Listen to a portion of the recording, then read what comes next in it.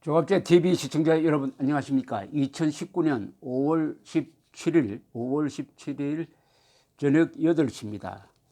5월 되면은 여러 국가적 중대 사건이 일어난 기념일이 많습니다.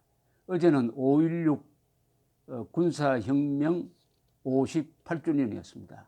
오늘은 5.17인데 1980년 5.17 계엄 확대 조치입니다. 계엄사가 계엄령을 제주도까지 전국 확대를 하면서 상권을 장악하고 결국 신군부 즉 전두환 그룹이 정권을 잡는 쪽으로 진행하는 그런 계기였습니다. 그 다음날 즉 내일은 5월 18일 그 신군부의 정권 장악에 반발해서 광주에서 시위가 일어났던 5.18 38주년이 되는 날입니다.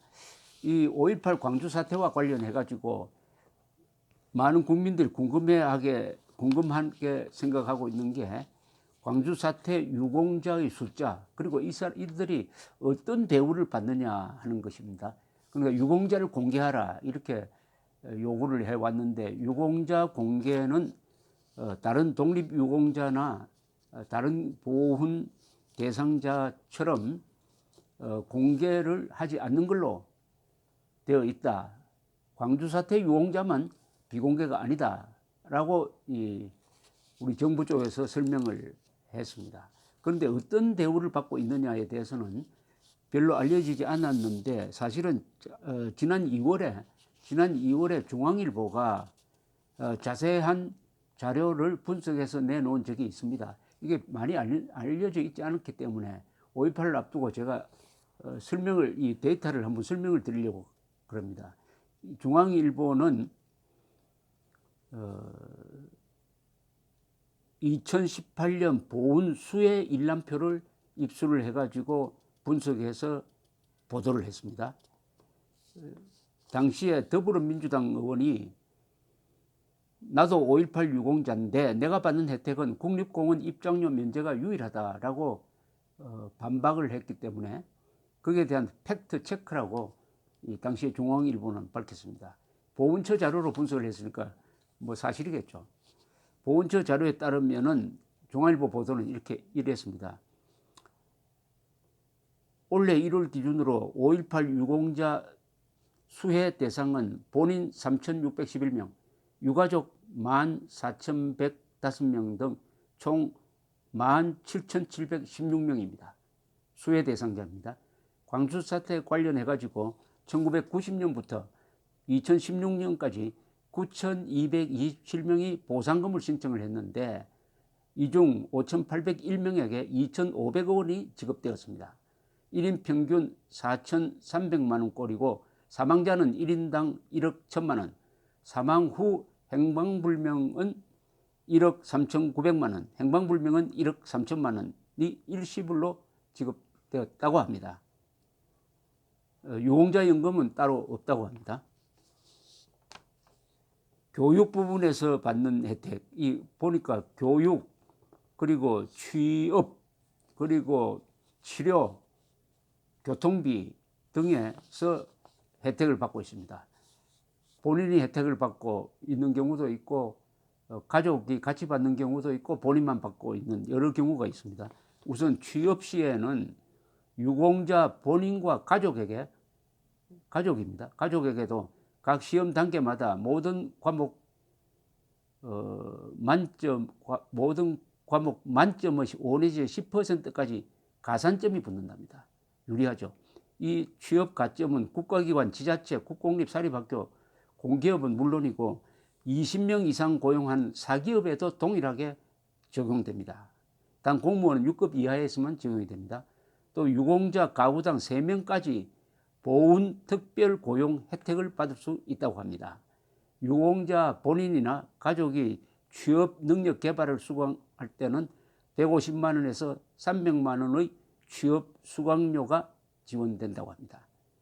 교육 부분에서 받는 혜택으로는 중학교부터 대학교까지 입학금, 수업료, 학교 운영 지원비가 면제되고 유공자 본인과 자녀에게만 혜택을 주는데 중고대학교 재학 시 학기당 12만 4천 원에서 23만 6천 원의 학습 보조비도 지급됩니다.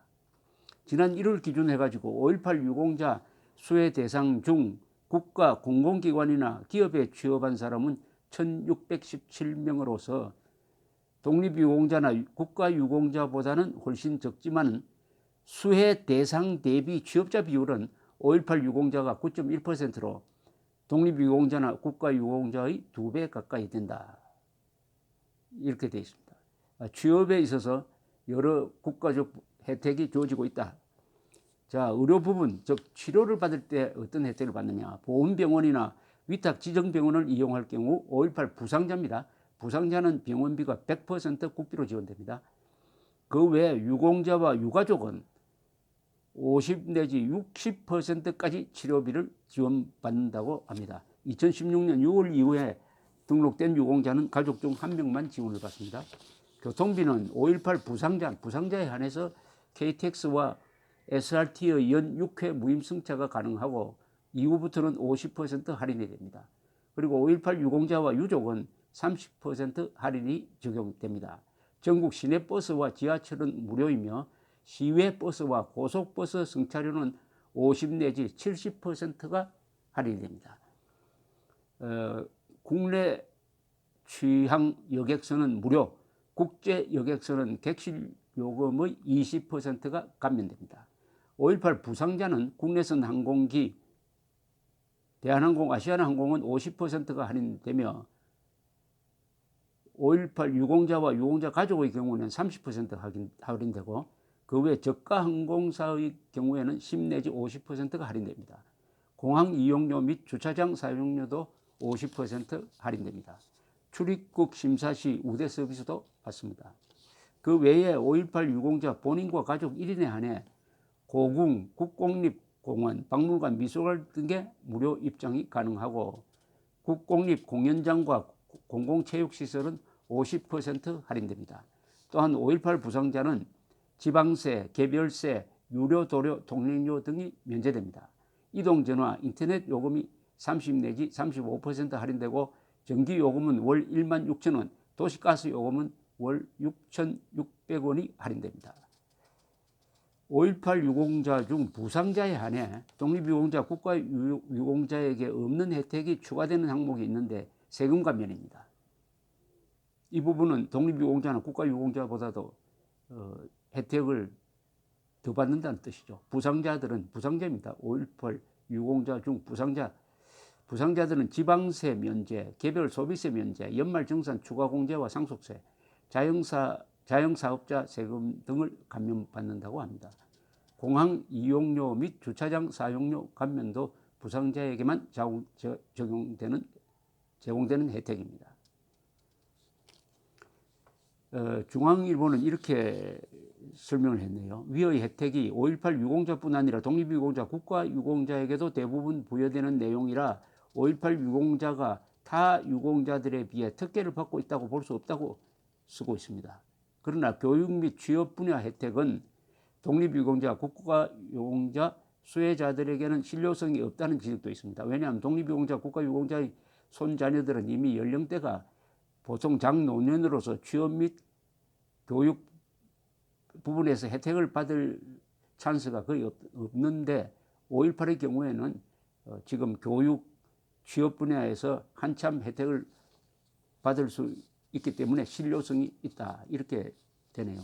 그러니까 이 혜택이 보상금 말고도 혜택이 광범하다는 것을 알 수가 있습니다. 즉 교육, 취업, 그리고 특히 민간 기업에 취업할 때도 그 다음에 의료 부분 치료받을 때도 동시에 교통비의 경우에는 시내버스, 지하철, 항공사, 저가 항공사까지 포함되고요. 그 다음에 고궁, 국공립공원, 박물관 이용 때의 혜택, 그 다음에 세금 혜택이 있습니다. 세금 혜택. 그러면은 또 숫자는 지금 제가 생각하는 것보다 숫자는 상당히 많다는 느낌이 듭니다. 본인이 3,611명 가족 유공자 수혜 대상은 본인 3,611명, 가족 14,108명, 총 17,716명이 혜택을 받고 있습니다. 참고로 광주 사태로 해서 사망자는 약 200명입니다.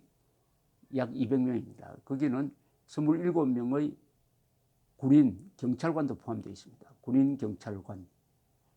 27명의 군인, 경찰관인데 경찰관이 4명이고 23명이 군인이었고 그중 11명이 군인과 군인끼리의 5인 사격으로 해서 사망했습니다. 자, 이렇다면은 이 5.18 유공자 명단을 반드시 밝혀야 한다는 그 주장에 대한 답이 되는지는 모르겠는데 저는 5.18 유공자의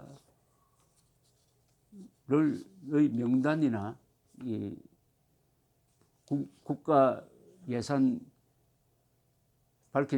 쓰여지는 과정이 밝혀져야 한다고 생각합니다. 공개되어야 한다고 생각합니다.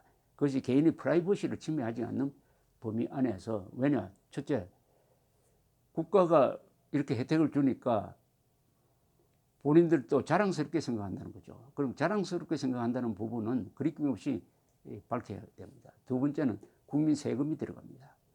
그렇다면 세금을 내는 납세자는 알 권리가 있다. 이렇게 정리가 되겠습니다. 감사합니다.